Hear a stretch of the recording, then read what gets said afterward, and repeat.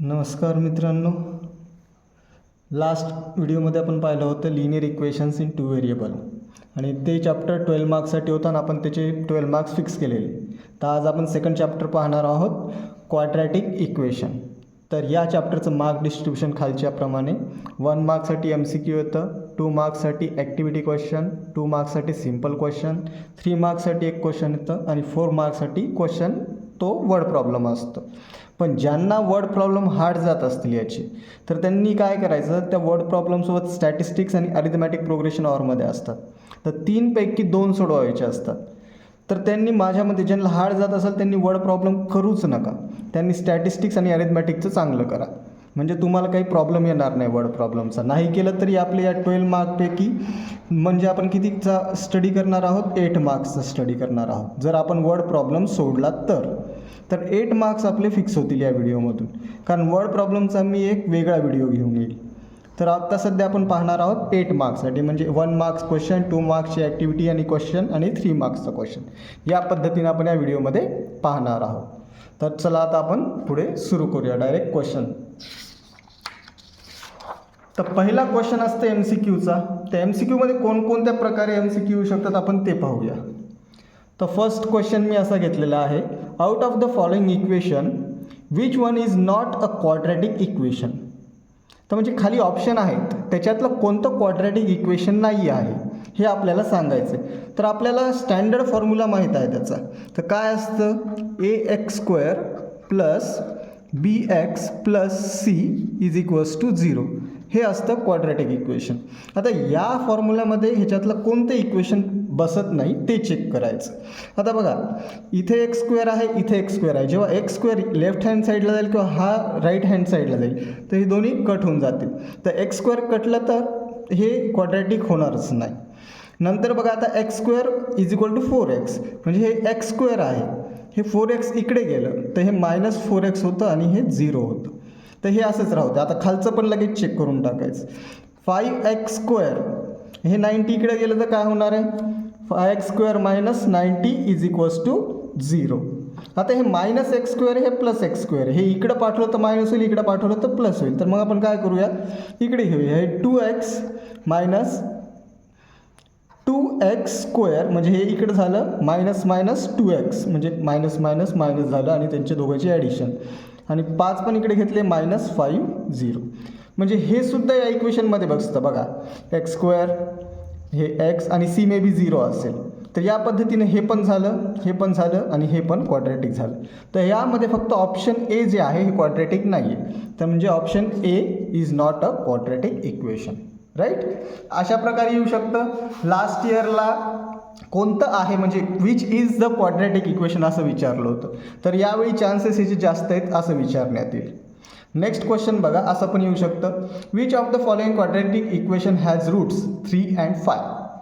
म्हणजे खाली दिलेल्या क्वाड्रॅटिक इक्वेशनमध्ये कोणाचे 3 आणि 5 हे रूट आहेत. आता रूट म्हणजे काय, आपण माहिती आहे अल्फा अँड बीटा. तर अल्फा आपण 3 पकडूया, बीटा आपण 5 पकडूया, राईट. फॉर्म्युला काय आहे मग, ह्याचा पण फॉर्म्युला एक वेगळा आहे. कोणता आहे तो, x² minus sum of the roots, म्हणजे alpha plus beta x plus product of the roots alpha into beta is equals to 0. आता हे x² जशाला तसं, हे मायनस अल्फा प्लस बीटा, हे अल्फा आहे बीटा आहे, म्हणजे 3 + 5 काय होणार आहे, 3 + 5 8, x जशाला तसं, प्लस अल्फा इंटू बीटा म्हणजे 5 × 3 that is 15 is equals to 0. हे आपलं झालं क्वाड्रॅटिक इक्वेशन तयार.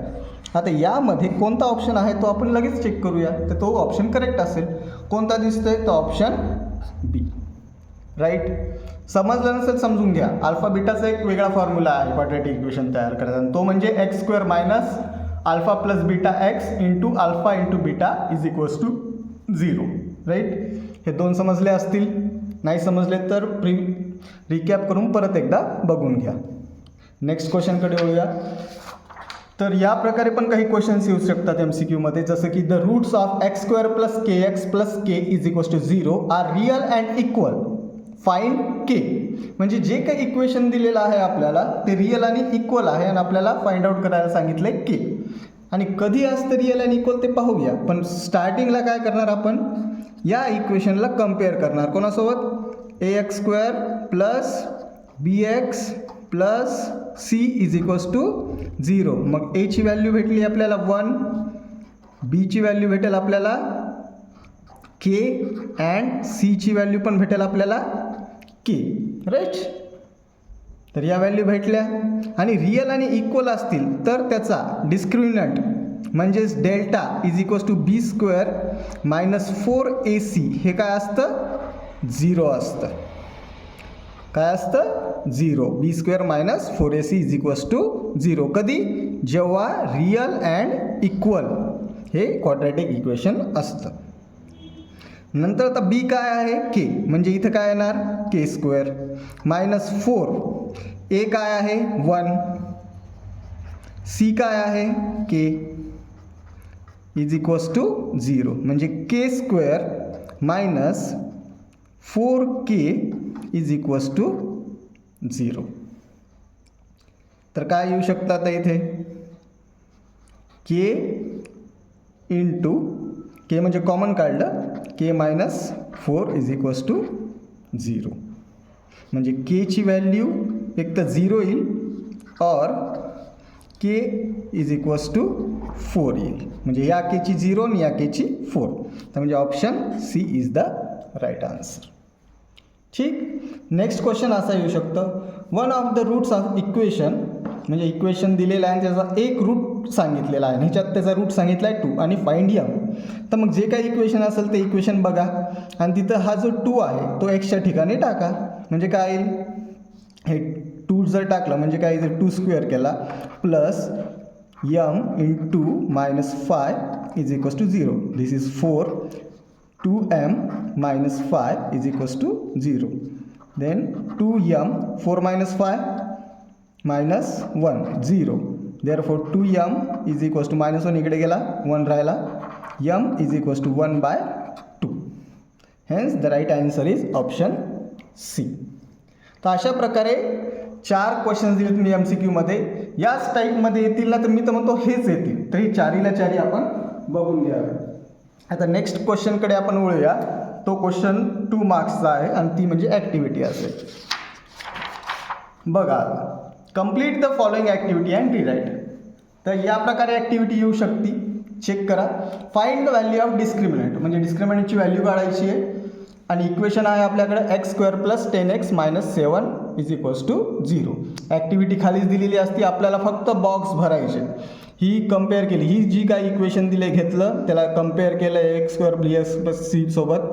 a ची व्हॅल्यू 1 आहे, b ला कंपेअर केल्यावर त्याची 10 येते, मग c ला कंपेअर केल्यावर 7 लिहिणार.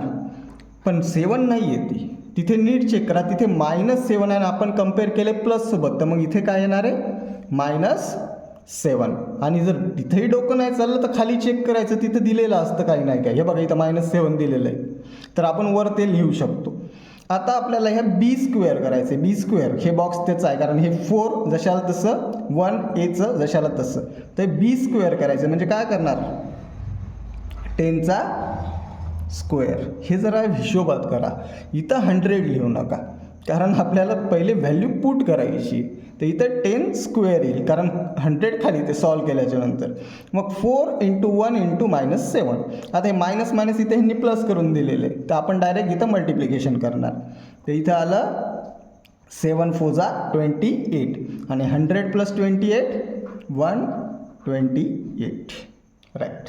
तर अशा प्रकारे ॲक्टिव्हिटीज लक्ष देऊन सॉल्व करायची. मिस्टेक कुठं होणार आहे, इथे होईल, इथे होईल, तर इथे चेक करून घ्यायचं आपण सॉल्व करतानाच, कारण प्रत्येक गोष्ट हाफ मार्कसाठी, प्रत्येक बॉक्स हाफ मार्कला आहे, असे आपल्याला इथे 2 मार्क्स मिळतात.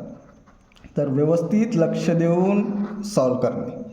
ठीक. आणि हा क्वेश्चन 2 मार्क्सला पण येऊ शकतं, म्हणजे ॲक्टिव्हिटी न येता साध्या ह्याच्यात पण येऊ शकतं, पण शक्यता फार कमी आहे. पण ॲक्टिव्हिटीमध्ये जास्त येतात असे क्वेश्चन, तर ॲक्टिव्हिटीमध्ये तुम्ही याची प्रॅक्टिस जास्त करा. असाच एक क्वेश्चन पाहूया आपण. Determine the nature of roots of the following quadratic equation. Activity equation दिलेलं आहे m² + 2m + 9 = 0. ॲज युजल एची व्हॅल्यू काढायची, बॉक्समध्ये बी आणि सी दिले म्हणजे कंपेअर केलेलं आहे. एक्स नाही म्हणता येणार इथं आपल्याला यम आहे, तर मग काय म्हणणार आपण am² + bm + c. तर एची काय येणार आहे व्हॅल्यू, काय येईल इथे 1, 2ची दिलेली आहे, सीची दिलेली आहे. b² - 4ac, b² घेतलेला आहे, ac घेतलेला आहे, a घेतलेला आहे, सीची व्हॅल्यू टाकायची आहे, तर सीची व्हॅल्यू इथे येईल 9. आता याचं त्यांनी -36 म्हणजे याचं मल्टिप्लिकेशन केले, 2चा स्क्वेअर किती येणार आहे मग या बॉक्समध्ये आता 4, आणि 4 - 36 किती येतात -32. आपले चारही बॉक्स भरून झालेले आहेत. आणि मग b² - 4ac > 0. डिस्क्रिमिनंटच्या गोष्टी तुम्हाला माहीत पाहिजेत बरं का, जर आपल्याला सॉल्व करायचे असतील. म्हणजे डिस्क्रिमिनंट म्हणजेच delta b² - 4ac, b² - 4ac हे जेव्हा 0 असतो तर काय म्हणता येईल आपल्याला, त्याचे जे रूट्स असतात ना, हे असतील रियल अँड इक्वल. कोणासाठी, या 0साठी. जर हे > 0 असतील तर ह्याला म्हणणार आपण रियल अँड अनइक्वल. आणि जर हे b² लहान असेल 0पेक्षा तर नॉट रियल, म्हणजे याचं सोल्युशनच निघत नाही.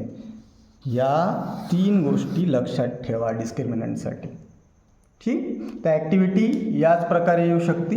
त्या ॲक्टिव्हिटीची प्रॅक्टिस करून टाका आणि इथे आपले 2 मार्क्स फिक्स करा.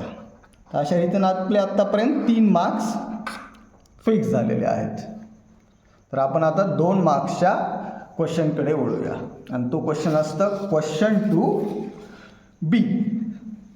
आता हा सॉल्व कसा करायचा बघा, आणि ह्याच्यात कन्फर्म फॅक्टरायझेशन मेथडनेच विचारल्या जाणारा क्वेश्चन आहे. 99.99% फॅक्टरायझेशन मेथडच विचारल्या जाते क्वेश्चन 2b मध्ये. किती मार्क्ससाठी, 2 मार्क्ससाठी.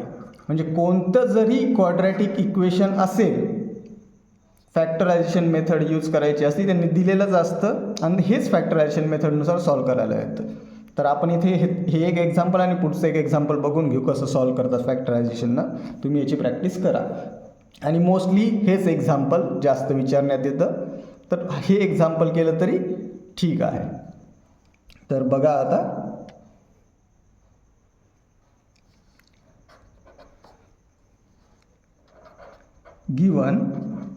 गिवन क्वाड्रॅटिक इक्वेशन काय आहे, m² - 15m + 54 = 0. आता जी मिडल टर्म असते ह्याला काय म्हणतो आपण, अल्फा प्लस बीटा, म्हणजेच काय, सम ऑफ रूट्स, आणि हे असतं प्रोडक्ट ऑफ रूट्स. म्हणजे काय, असे 2 रूट्स, कोणते, अल्फा अँड बीटा, हे 2 रूट आहेत. या 2 रूटचा प्रोडक्ट 54 आला पाहिजे. प्रोडक्ट काय आला पाहिजे, 54. तर असे कोणते 2 रूट असतील ते, आणि त्याचं सम हे -15 आला पाहिजे. तर आपण पहिले प्रोडक्ट बघूया, मग समकडे वळूया. तर त्यासाठी टेबल म्हणायचे. ज्याला डायरेक्टली काढता येत नसेल त्यांनी टेबल हे करायचे. कोणत्या टेबलमध्ये येईल, तर पहिले 2चा स्टार्टिंग 2 पासून करा, एंडिंग मोठ्यापर्यंत जा. मग आता 2 तर फार लहान होईल, ते 54 त्याच्यात येत पण नाही, 3च्या ह्याच्यात पण येत नाही, 4च्या टेबलमध्ये पण येत नाही, 5च्या टेबलमध्ये पण येत नाही. मग येतं 6च्या टेबलमध्ये 54. 6 9 जा 54. म्हणजे जर आपण केलं 6 × 9 किती होतं, 54. म्हणजे प्रोडक्ट तर यायला आहे आपला. आता समेशन यायला पाहिजे, तर 6 9 जा म्हणजे 6 आणि 9 किती होतात, 15. पण इथं -15 आहे. जर मी असं म्हणलं -6 - 15 तर हे -15 होईलच. आणि सिमिलरली -6 × -9 केलं तर मायनस प्लस झालं 54. म्हणजे त्याचं काय आहे, रूट्स -6 आणि 5, हे ह्याच्यावरून कळलं. तर मग हे इथं पुट करणार आपण. देअरफॉर एम स्क्वेअर मायनस या 15mला स्प्लिट करायचं 6m आणि minus 9m plus 54 is equals to 0.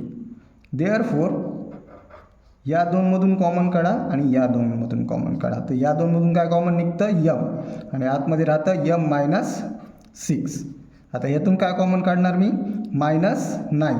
तर आतमध्ये काय राहणार जर मायनस काढलं तर इथे हे प्लस झालं आणि ह्या प्लसचं मग मायनस झालं 6. देअरफोर यम मायनस 6 एक ब्रॅकेट जशाला तशी आणि सेकंड ब्रॅकेट तयार होईल m minus 9 is equals to 0.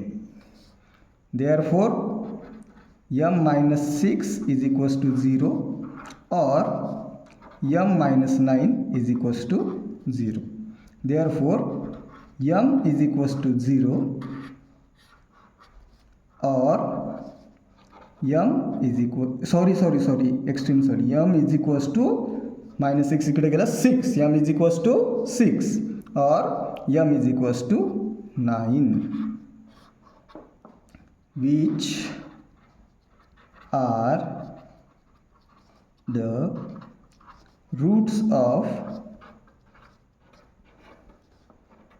given quadratic equation. Right. समजून घ्या व्यवस्थित. फार इझी क्वेश्चन आहे. 2 मार्क्स इझिली पडतील ह्याच्यामध्ये. ज्याला नाही समजला त्यांनी परत एकदा रिपीट बघावं. तरी आपण नेक्स्ट क्वेश्चन याच पद्धतीचा सॉल्व करणार आहोत. तर नेक्स्ट क्वेश्चन पण आपण लगेच बघूया. तर बघा, solve the following quadratic equation by factorisation method.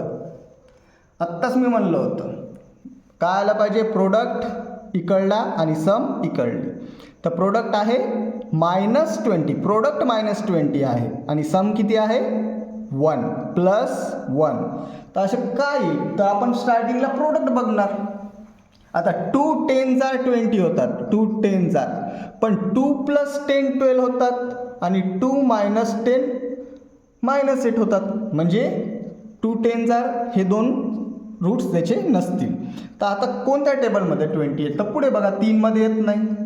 4 मध्ये येते का बघा, 4 1 जा 4, 4 2 जा 8, 4 3 जा 12, 4 4 जा 16, 4 5 जा 20. 4 × 5 20 होतात. आणि पण 4 + 5 जर केले तर 9 होतात. 4 + 5 9 होईलेत. मग काय करावं लागेल त्याला +1 आणण्यासाठी. तर मी असं म्हणू शकतो -4 + 5 इज इक्वल्स टू 1. तर मग होऊन जाईल. आणि -4 × 5 केलं तर हे -20 पण होऊन जातं. मग काय करणार, गिवन आहे लिहा. गिवन लिहायची सवय लावा, त्याला हाफ मार्क मिळून जातं. आणि फॉर्म्युला लिहिला तरी त्याला हाफ मार्क मिळून जातं. म्हणजे तुम्हाला खाली आन्सर नाही काढता आलं तरी हाफ मार्क पडतं, म्हणून ते लिहित जा. x² + x - 20 is equals to 0. Therefore x², आता या एक्सला स्प्लिट करायला मी, -4x + 5x - 20 is equals to 0. यामधून एक कॉमन काढायचा, यामधून एक कॉमन काढायचा. देअरफोर x कॉमन काढलं, x - 4 + 5x - 4. देअरफोर वन ब्रॅकेटमध्ये x - 4 आणि another bracket x + 5 is equals to 0. Therefore x - 4 is equals to 0 और x + 5 is equals to 0. Therefore, x is equals to 4 or x is equals to -5, which is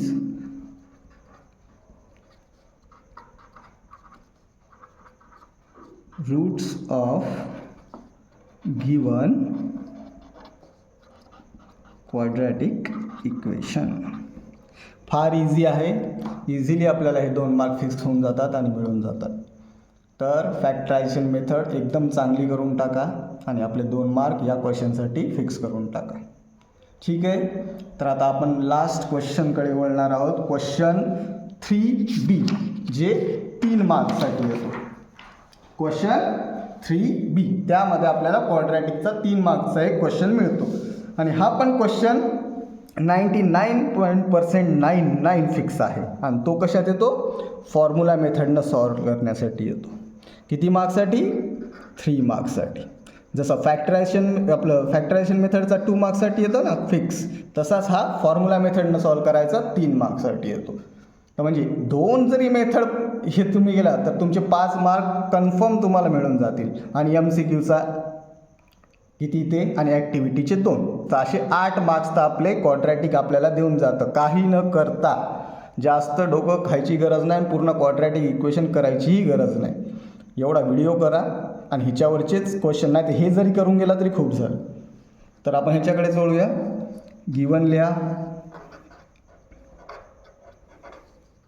given x² + 10x + 2 = 0.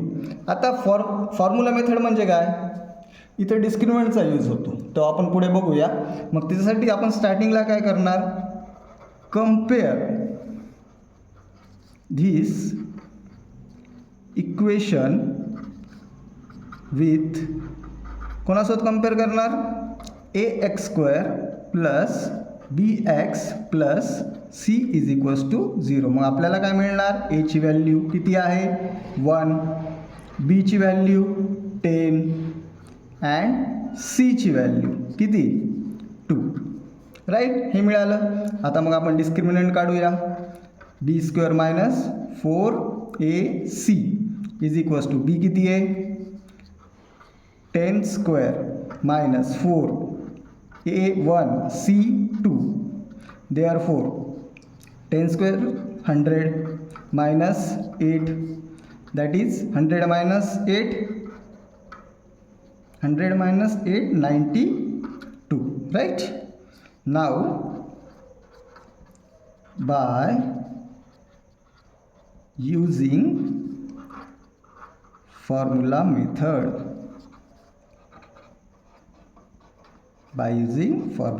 method, and formula method काय सांगते? x = -b ± in root 92 म्हणण्यापेक्षा मला पहिले इथे लिहायला लागेल b² - 4ac upon 2a. तर -b minus लिहू. b काय आहे? 10 प्लस मायनस डेल्टा काय आला आहे म्हणजे discriminant b² - 4ac 92 means in route 92. हे 2 आणि a किती आहे? 1. आता रूट 92च्या बाहेर काही येऊ शकतं का बघा. आता 4 आहे, 4 बाहेर काढायचं म्हटल्यावर 2 येऊन जातं, पण 4न त्याला डिवाईड होतं का ते बघा. होते. तर 4न कसं डिवाईड होईल?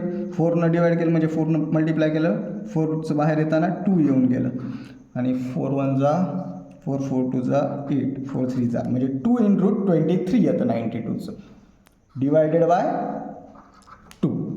राईट? इज इक्वल टू, आता बघा ह्यातून आपल्याला 2 कॉमन काढता येतात.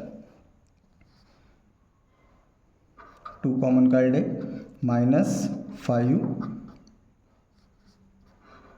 Plus minus in root 23 upon 2. मग 2 गेट कॅन्सल. आतमध्ये काय राहिलं? -5 plus minus in root 23 that is x.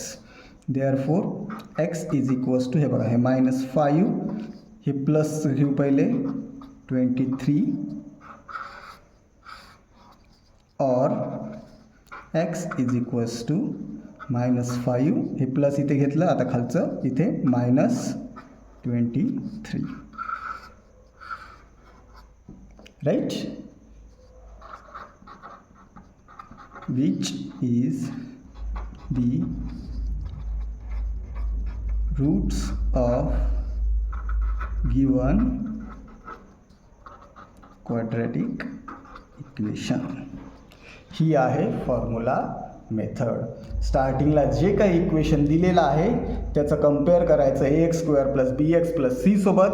मग a b c च्या व्हॅल्यू मिळतील आणि a b c च्या व्हॅल्यू मिळाल्यानंतर डिस्क्रिमिनंट b² - 4ac काढून घ्यायचा. मग फॉर्म्युला मेथड यूज करायची. फॉर्म्युला मेथडचा फॉर्म्युला आहे x = -b ± (b² - 4ac) upon 2a. आपण प्रत्येकाची व्हॅल्यू काढलेली आहे. आपल्याला b ची व्हॅल्यू माहिती आहे, a ची व्हॅल्यू आपल्याला माहिती आहे आणि b² - 4ac डिस्क्रिमिनंटची पण व्हॅल्यू आपण इथे काढून घेतली. फक्त त्या व्हॅल्यू इथे पुट करायच्या आणि सॉल्व करायचं. अशा प्रकारे आपल्याला त्याचे रूट्स मिळून जातील आणि ह्याचे पण आपले 3 मार्क्स कन्फर्म होतील. समजलंच असेल, नाही समजलं तर रिपीट बघा, सॉल्व करा आणि मार्क घेऊन या. असंच एक एक्झाम्पल आपण पुढे सॉल्व करूया म्हणजे अजून जास्त कळेल. तर नेक्स्ट एक्झाम्पल बघा. तर इथे आपल्याला इक्वेशन दिलेलं आहे 5x² plus 13x plus 8 = 0. Right. काय करणार मी आता? कंपेअर करणार. कंपेअर विथ कोणासोबत? ax² plus bx plus c = 0. मग आपल्याला काय मिळणार? a = 5, b = 13 and c = 8. Right? Therefore delta, that is b² - 4ac. b² काय? 13² - 4, a आहे 5 आणि c आहे 8. 13² म्हणजे 169. 8 5 जा 40, 44 जा 160. 169 - 160 दॅट इज 9. म्हणजे हे फार इझी होऊन चालले पुढे. आता b² - 4ac किती आलं आहे? 9 आलेलं आहे. नाव by using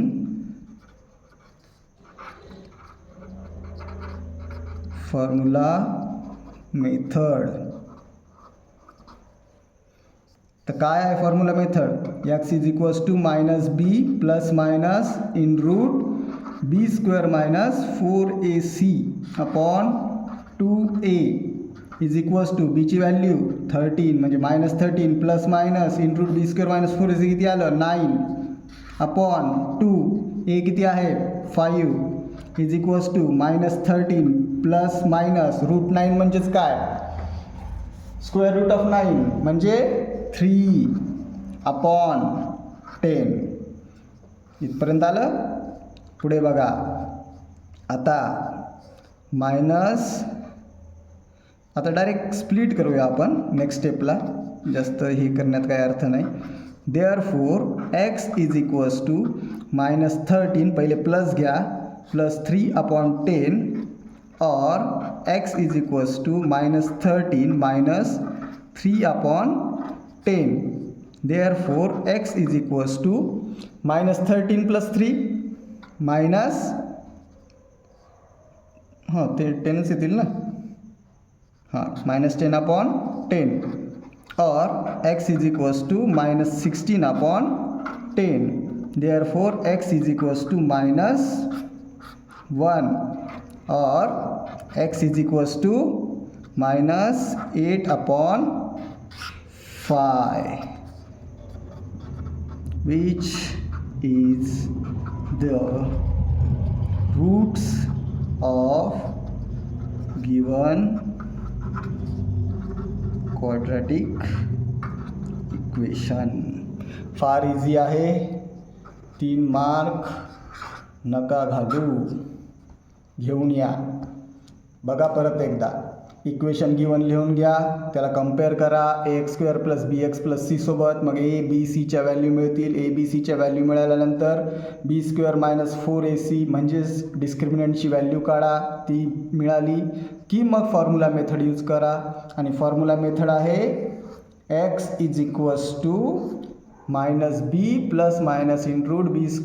- 4ac) upon 2a. आणि ज्या काही व्हॅल्यू आपल्याला आधी मिळालेल्या होत्या आणि ऑलरेडी दिलेल्या होत्या त्याच व्हॅल्यू इथं फिल करायच्या आणि सॉल्व करून रूट्स काढून घ्यायचे.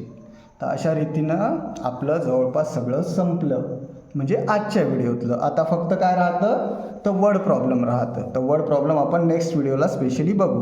पण ज्याला वर्ड प्रॉब्लेम अजिबात जमतच नाहीत तर त्यांनी तो व्हिडिओही पाहू नका. एवढंच करा आणि 8 मार्क घेऊन या. पण या व्यतिरिक्त पण एक क्वेश्चन आहे, तो येणार नाही पण जर आलाच तर आपण त्याची प्रॅक्टिस आधीच करून घेतलेली बरी. आणि तो म्हणजे हा क्वेश्चन आहे. या क्वेश्चनकडे पण एकदा बघून घ्या. If alpha and beta are the roots of x square plus 5x minus 1 is equals to 0. म्हणजे आपल्याला क्वाड्रॅटिक इक्वेशन दिलेलं आहे आणि सांगितले अल्फा आणि बीटा त्याचे रूट्स आहेत आणि देन फाइंड द व्हॅल्यूज. आणि व्हॅल्यूज काय आहेत? Alpha cube plus beta cube and second alpha square plus beta square. तर हे कसं सॉल्व करायचं आता बघूया.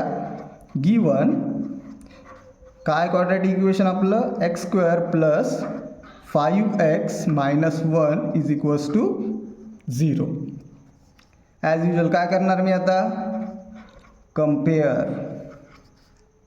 Compare with ax square plus bx plus c is equals to 0. Therefore a is equals to 1 मिळेल, b इज इक्वल्स टू 5 मिळेल and c is equals to minus 1 मिळेल. ठीक.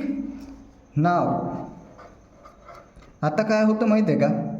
आता हे मिळालं पण आपल्याला रूटबद्दल आहे सगळं. तर आपल्याला ह्या गोष्टी माहीत पाहिजेत. सम ऑफ रूट्स म्हणजे alpha plus beta is equals to, म्हणजे हे मिडलवालं अल्फा प्लस बीटा. तर अल्फा प्लस बीटा काय असतं? Minus B by A. काय असतं? मायनस बी बाय आणि प्रोडक्ट ऑफ रूट्स